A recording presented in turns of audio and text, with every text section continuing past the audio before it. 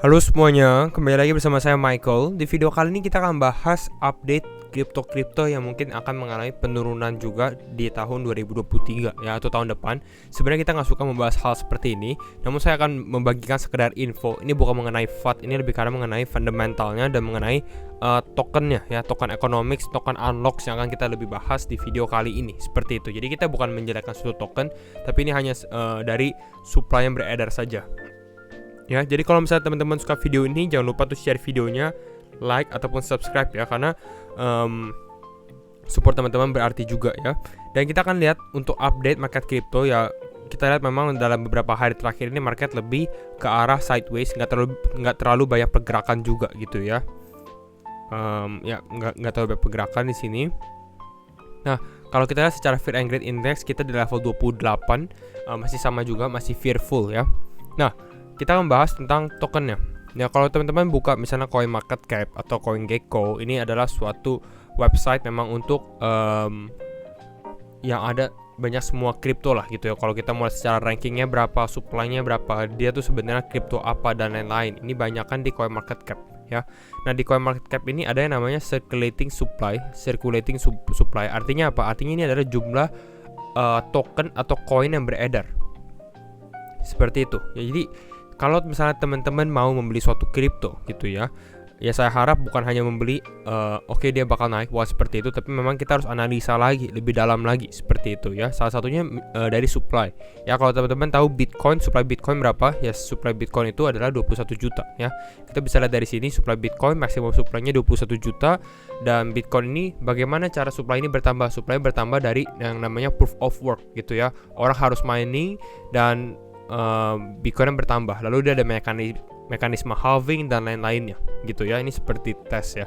Nah, lalu ada Ethereum gak ada total supply-nya, kita bisa lihat dari sini. Ada beberapa kripto lainnya, BNB ada maksimum supply-nya dan lain-lain seperti itu. Nah, kenapa kita membahas kripto-kripto ini akan mengalami penurunan di tahun 2023? Nah, ini ada beberapa hal. Ini dari Carl_0x ya. Tokens with the highest inflation in 2023 ya. Sebenarnya supply kripto itu ada beberapa beda-beda gitu ya, nggak semuanya sama. Makanya teman-teman bisa lihat, ada yang memang supply-nya ini ada maksimumnya ya, ada yang nggak ada maksimumnya ya. Kita bisa lihat kayak seperti Ethereum, kita seperti Solana, seperti Shiba, ini nggak ada maksimumnya. Oh, Shiba sebenarnya ada ya, seperti Atom, Ethereum seperti itu ya. Jadi ini tergantung kriptonya masing-masing ya.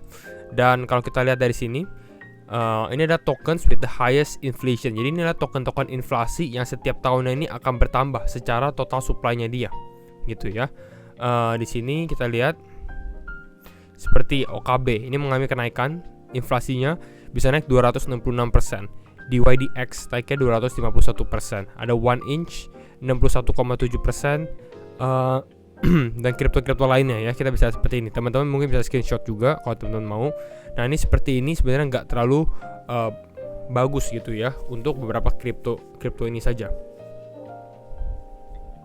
Ya, next up kita bisa dari sini. Here is everything you need to know about crypto unlocks in 2023 dari Carl_0x juga. Dia compile dan menggabungkan semua kriptonya. Jadi ini sebenarnya sourcesnya dari dia juga. Kita nggak akan mengambil kredit. Dia membagi beberapa bagian ya. Ini langsung buka Google-nya aja. Nah, di bagian kiri ya, dia tulisnya most inflationary tokens. Jadi ini token-token yang secara jumlah supply-nya ini akan mengalami kenaikan ya. Artinya ya seperti inflasi lah. Jadi kalau misalnya teman-teman lihat di sini contoh mungkin apa ya? Kita bisa Sandbox atau Agora yang di sini mengalami inflasi sekitar 23%. Berarti tahun depan mereka akan mengalami kenaikan supply sekitar 23% gitu ya. Seperti ini. Jadi kalau misalnya inflasinya naik 23%, artinya apa? Artinya jumlah supply yang beredar di dalam market. Misalnya kita XRP.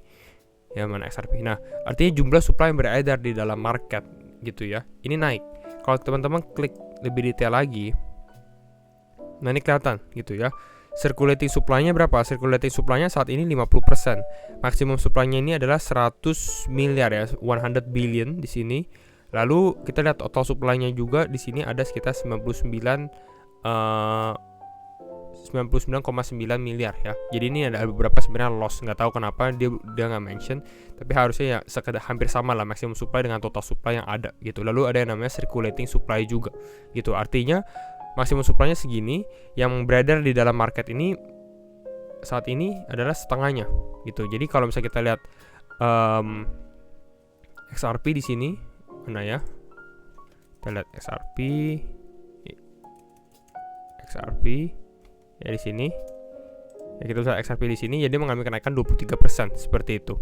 Nah, yang menariknya adalah ada yang namanya di sini di sebelah kanan dia juga mention ya, on the right side ini by Cliff Unlocks ya. Ini juga kalau teman-teman buka tokenomics banyakan ada yang share seperti ini ya. Nah, ini namanya Cliff Unlocks gitu ya. Release schedule dari supply-nya.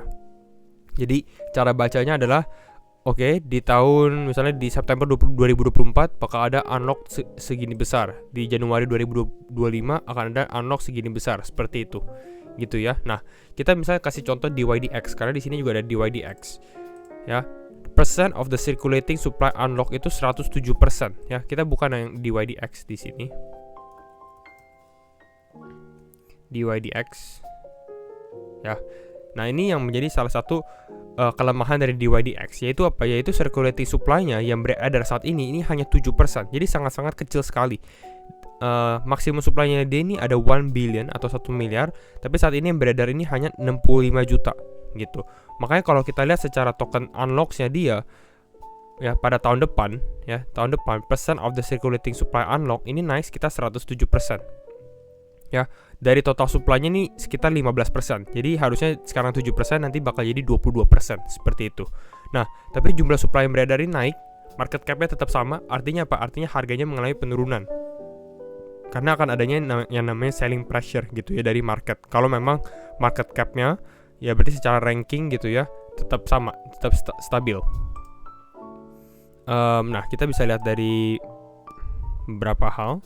Mana ya? Nah, ini dari DYDX. Kalau kita ngomongin tokenomics, token economics, pertama kita melihat alokasinya dia. Ya, alokasi dari sebuah token. Di sini DYDX sebenarnya secara alokasi cukup lumayan. Ini cukup stabil, cukup bagus gitu ya, standar sebenarnya. Namun secara investornya di sini sebenarnya cukup besar. Dan memang normalnya ini besar gitu ya. Biasanya 20-30%. Namun di sini DYDX punya alokasi ini sekitar 27,7%. Seperti itu ya. Nah, dan kita lihat lagi di sini di DYDX supply schedule pada tanggal Januari 2023, teman-teman bisa lihat yang warna biru ini harusnya 0 ya. Terus tiba-tiba mengalami kenaikan ya. Yang naik ini warna biru. Yang warna biru ini adalah apa? Yang warna biru ini adalah investor. Jadi investor DYDX yang awalnya invest di sini, ini sekarang mendapatkan token di tahun 2023 gitu. Jadi bayangkan teman-teman invest di sebuah project dengan harga, mereka invest pasti dengan harga, mendapatkan token dengan harga yang jauh lebih murah gitu ya. Mungkin sekarang di DYDX $1 mungkin mereka mendapatkan di sekitar $0,2 misalnya gitu ya. Jadi kalau misalnya dijual di saat ini aja, ini udah naik 6 kali seperti itu, 600%.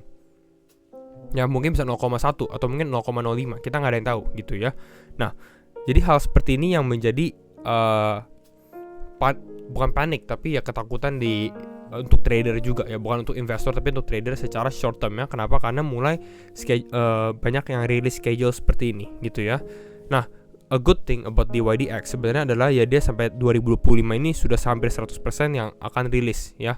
Hampir gitu. Artinya biasa kalau di atas 90% harga udah lebih stabil gitu ya. Tapi sebelum 90% harga mungkin akan sedikit fluktuatif.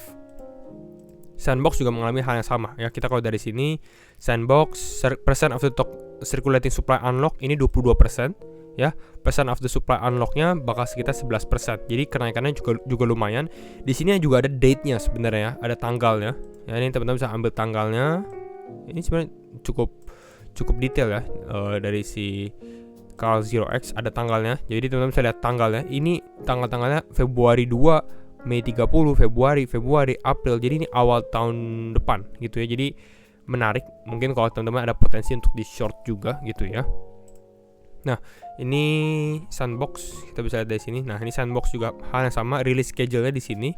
Nah, kalau kita perhatikan dari Sandbox punya token release schedule tahun 2023 ini mulai besar nih. yang warna orange ke atas, ini makin besar ya. Dan kita bisa lihat yang warna orange ini adalah company reserve-nya, advisor-nya, timnya maupun foundation. Jadi ini internal, lebih ke arah internal yang mendapatkan token release schedule yang lebih besar lah, seperti itu. Ya, kalau tim memang making progress dan mereka membutuhkan funding, ini menjadi suatu signifikan juga. Tapi kita harus lihat juga kalau hal seperti ini juga tim dari Sandbox ini akan mempunyai leverage juga. Artinya mereka kalau memang membutuhkan dana, mereka bisa langsung menjual tokennya mereka atau menjual token Sand gitu. Jadi biasanya seperti ini, banyak orang yang nggak suka kalau tim terlalu memegang banyak token-token gitu. Nah, sekarang yang beredar, kalau teman-teman lihat, kita mungkin membahas DYDX ya.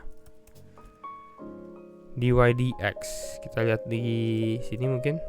Nah, kita bisa lihat dari sini DYDX mengalami penurunan signifikan dalam beberapa hari terakhir ya. Dikarenakan apa?